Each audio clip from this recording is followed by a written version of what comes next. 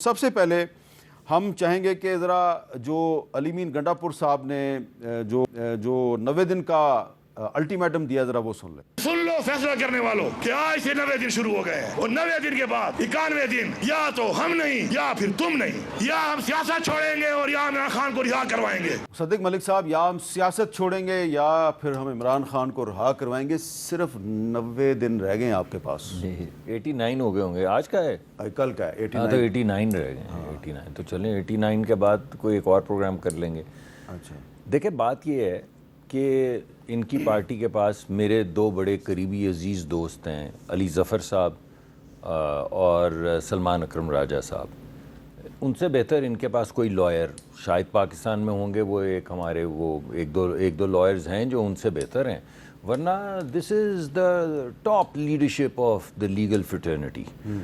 تو یہ بالکل جو سڑک کے اوپر دھمال ڈالنا چاہتے ہیں، یہ قانون کی دھمال جو ہے جس کے ذریعے اصل میں ان کو آزادی ملنی ہے، کیونکہ وہ سزا ہے، اس نے سسپینڈ ہونا ہے، تو وہ طریقہ کار جو انہوں نے اپنانا ہے، بہتر اور افضل طریقہ تو یہ ہوگا کہ یہ قانون کی جنگ جو ہے وہ قانونی عدالت میں لڑیں، اور جن کے پاس کوئی وکیل اچھے نہ ہوں، جن کو بہت پیسے دینے پڑتے ہوں وکیلوں کے لیے، وکلا کے لیے، مختوم علی خان صاحب ہیں، اس طرح اور بھی بڑے بڑے وکیل ہیں جن کے ہم آپ سب مدعا ہیں کہ وہ بڑے اعلیٰ درجے کے، اعلیٰ پائے کے ہیں وکلا۔ میں تو چودھری اعتزاز حسن کا جی چودھری صاحب بھی آپ ماشاء ان کا اللہ۔ نام بھول گئے تھے۔ نہیں، میں معافی چاہتا ہوں، مطلب بالکل میرے تو بڑی عزت کا رشتہ Apology ہے۔ accepted۔ ہاں، میری بالکل عزت کا رشتہ ہے جی، میں تو رک کے اتر کے ان کو ملتا ہوں چودھری صاحب کو جدھر مجھے نظر آ جائیں، اور بھی بہت سے لوگ ہیں جن کے نام مجھ سے مس ہو رہے ہیں، لیکن میں آپ کو کہنا یہ چاہ رہا ہوں کہ پاکستان کی 99 پرسنٹائل کے اوپر جو لائر ہیں، ان میں سے دو اہم ترین لائر جو ہیں وہ پارٹی کے سینئر عہدیداران ہیں۔ تو آپ یہ جنگ جو ہے اس کو عدالت میں لے جائیں، قانونی نکات کی بنیاد پہ آپ جیتیں۔ اگر آپ مان لیں اگرچہ کچھ نظر نہیں آیا، ایک دو آپ نے وہ ویڈیو کلپس بھی سنے ہوں گے کہ اس طرح لوگ تھوڑی نکلتے ہیں، لوگ تھوڑی نکلیں گے وغیرہ وغیرہ، وہ ہمارے کچھ دوستوں کے کلپس آئے تھے اس طرح، کوئی انٹرنل کلپس تھے، لیکن وہ کلپس کو چھوڑیں، وہ تو معمولی بات ہے۔ اگر واقعی کوئی ایسی ملک گیر موومنٹ یہ چلانے لگے ہیں اور چلا سکتے ہیں جس کے بعد قانون ختم ہو جائے گا، اور ایک دن اس موومنٹ کی وجہ سے، وہ ایک دفعہ علی امین گنڈا پور صاحب نے ہی کہا تھا کہ ہم آ رہے ہیں، ہم جیل توڑ کے قیدیوں کو، آپ کو یاد ہے انہوں نے جیل کے متعلق کہا تھا۔ یہ جیل کے متعلق؟ جی جیل کے متعلق کہا تھا۔ آپ کلپ ذرا اپنی ریسرچ ٹیم کو بولیں کہ ابھی کلپ نکالیں، جس میں انہوں نے کہا تھا کہ یہ جب لاسٹ کیمپین چلائی ہے تو انہوں نے کہا کہ ہم جیل توڑ کے اپنے قیدی رہا چلیں وہ کر کے میں لے جائیں گے۔ ڈوگر صاحب سے بات کر لیتا ہوں اگر آپ اجازت تو وہ اگر ایسی موومنٹ، دو ہی راستے ہیں نا جی، ایک راستہ تو یہ ہے کہ وہ آئیں جیل توڑ لیں یا قبضہ کر لیں اور رہا کر کے لے جائیں، دوسرا یہ ہے کہ قانونی طریقہ کار سے بہترین جو ان کے لائرز ہیں جن کی سروسز تقریباً ہوپ فلی مفت ان کو حاصل ہیں، ان کے ذریعے جو ہے ان کو وہ باہر لے ہیں، یہ دوسرا طریقہ ہے۔ اچھا ڈوگر صاحب، اس کا بھی آپ جواب دیں، لیکن ذرا دیکھ لیتے ہیں کہ علی مین گنڈا پور صاحب ماضی میں کیا کیا کہتے رہے ہیں عمران خان صاحب کی رہائی کے لیے۔ انہوں نے تحریک چلانے کا پہلے بھی اعلان کیا تھا، انہوں نے کیا کہا تھا؟ 1 سے 2 ہفتے میں قانونی طور پر عمران خان رہا نہ ہوا تو خدا کی قسم ہم عمران خان کو پھر خود رہا کریں گے۔ فیصلہ کن جنگ کا وقت قریب ہے، اس دفعہ ہم نکلیں گے تو اپنے گھروں میں ہم بتا کے نکلیں گے کہ اگر ہم واپس نہ آئیں تو بس ٹھیک ہے، پھر ہمارے جنازے پڑھ لینا۔ ہم تب تک واپس نہیں آئیں گے جب تک ہم عمران خان کو رہا نہیں کریں گے، اور یہ فائنل کال ایسے ہوگی کہ میرے خیال میں اب سر پہ کفن باندھ کے ہم نکلیں گے۔ یہ تحریک جو دوبارہ اب شروع ہونے لگی ہے، اس تحریک کے اندر آر یا پار ہوگا کہ آپ اگر ہمیں گولیاں ماریں گے، پچھلی دفعہ ہم نے گولیاں کھائیں، ہم نہتے تھے، اس دفعہ ہم ہتھیار لے کے آئیں گے، بھائی صاف بات ہے۔ تو ڈوگر صاحب یہ بڑی دفعہ اعلان ہو چکا ہے کہ عمران خان کو رہا کرنے کے لیے تحریک چلائیں گے، اب 90 دن کی ڈیڈ لائن دے دی علی مین گنڈا پور صاحب نے۔ 89 سر، 89 جو بھی ہے، تو یہ اس کی ڈیڈ لائن کی وجہ کیا؟ 90 دن کے بعد فرض کریں عمران خان رہا نہیں ہوتے، پھر کیا کریں گے؟ بسم اللہ الرحمن الرحیم۔ بہت شکریہ امیر صاحب۔ دیکھیں یہ جو الٹیمیٹم دیا ہے اس کے پیچھے ایک بیک گراؤنڈ ہے۔ آپ جب کسی پارٹی کو دیوار کے ساتھ لگا دیں گے اور اس کے تمام راستے بند کر دیں گے، تمام قانونی راستے بند کر دیں گے، 26ویں ترمیم کے ذریعے عدالتوں کو اور انصاف کے دروازے پر تالا لگا دیں گے، ججوں کو تابع کر لیں گے اور مقدمات کے فیصلے اپنے مرضی کے مطابق لیں گے، اور جو ہماری اپیلیں ہیں قانون کے مطابق وہ نہیں سنیں گے، ہم اراکین اسمبلی آپ کے سامنے ہائی کورٹ کے باہر پچھلے 4 مہینے سے جاتے ہیں اور بیٹھتے ہیں، جج صاحب ادھر سے بہانہ کر کے ادھر سے بہانہ کر کے پتلی گلی سے نکل جاتے ہیں۔ کیا پاکستان کی تاریخ میں یہ واحد ایک واقعہ ہے، ایک واحد مقدمہ ہے جس طرح بھٹو صاحب کو 109 میں پھانسی ہوئی، اور ابھی جو حالیہ دنوں میں ہمارے جو قائدین ہیں شاہ محمود قریشی اور یاسمین راشد وغیرہ، جن کو لاہور سے ضمانت ان کی 2 سال کے بعد ریجیکٹ ہوئی ہے، مشورے میں 109 میں اعانت جرم ہے، یہ پہلا مقدمہ ہے پاکستان میں کہ جس کی ضمانت ریجیکٹ ہوئی ہے۔ میں ریکارڈ پہ بات کر رہا ہوں، 2 سالوں میں 2 سال کے بعد تو میر صاحب قتل کے ملزم کی بھی ضمانت ہو جاتی ہے۔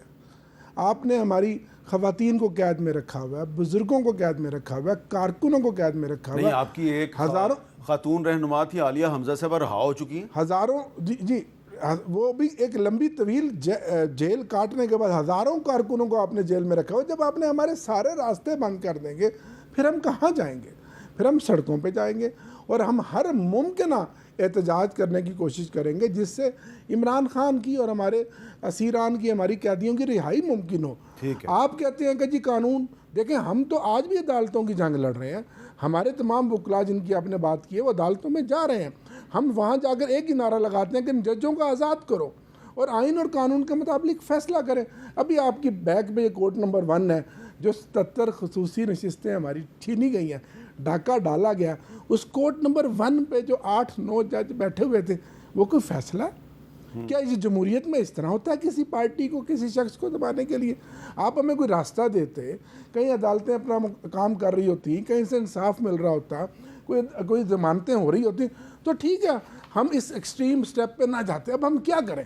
مرتا کیا نہ کرتا۔ آپ ہمیں کہاں، آپ نے تو ہمیں کہیں کا چھوڑا ہی نہیں ہے، نہ آپ ہمیں انصاف دیتے ہیں، نہ آپ ہمارے مینڈیٹ کو مانتے ہیں، نہ ہمیں گھروں میں بیٹھنے دیتے ہیں، چار دیواری کی آپ پامالی کرتے ہیں، احتجاج جلسہ آپ نہیں کرنے دیتے، تو پھر ہم کیا کریں؟ تو پھر آپ آپس میں لڑائی کرنی تو بند سر کریں۔ لڑائی تو چلو کہ اختلاف رائے ہوتا ہے، بات آپ کی ٹھیک ہے، نہیں ہونی چاہیے لڑائی، مشکل وقت کہ وہ ہے۔ جن بی بی کا میں نے نام لیا ہے جو رہا ہو چکی ہیں، وہ تو کہتی پھرتی ہیں جی پتہ نہیں یہ کون سی تحریک چلا رہے ہیں، مجھے تو پتہ نہیں، مشکل وقت ہے، نہیں ہونا چاہیے، یہ وقت ہے پارٹی کو اتحاد کا، اتفاق کا، آگے بڑھنے کا، لیکن جن حالات میں پارٹی چل رہی ہے وہ بھی تو آپ کے سامنے ہے۔ ہاں یہ بات ٹھیک ہے۔ جی اچھا ضیاء الرحمان صاحب، اب ایک طرف تو تحریک انصاف والے کہہ رہے ہیں جی ہم 90 دن کے اندر اندر عمران خان کو رہا کرائیں گے، دوسری طرف سینٹ کا الیکشن قریب آیا ہے تو جے یو آئی کے ساتھ بھی ان کا ایک میچ شروع ہو گیا، علی امین گنڈا پور صاحب کا، اور انہوں نے ایک چیلنج کر دیا ہے، انہوں نے چیلنج کیا ہے، آپ ذرا سن لیا ہوگا آپ نے، ہم ذرا آپ کو دوبارہ سنوانا چاہ رہے ہیں۔ مولانا فضل الرحمان منافق آدمی ہے، یہ جو کہہ رہا ہے کہ پختونخوا میں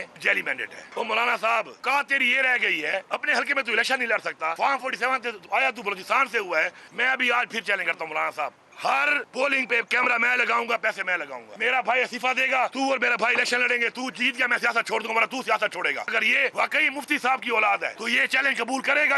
تو ضیاء الرحمان صاحب، اب آپ نے چیلنج قبول کر لیا ہے، آپ نے کیوں چیلنج قبول کیا ہے؟ مولانا فضل الرحمان صاحب نے یا لطف الرحمان صاحب نے یا عطاء الرحمان صاحب نے کیوں نہیں قبول کیا؟ بسم اللہ الرحمن الرحیم۔ حامد بھائی آپ کا بہت شکریہ۔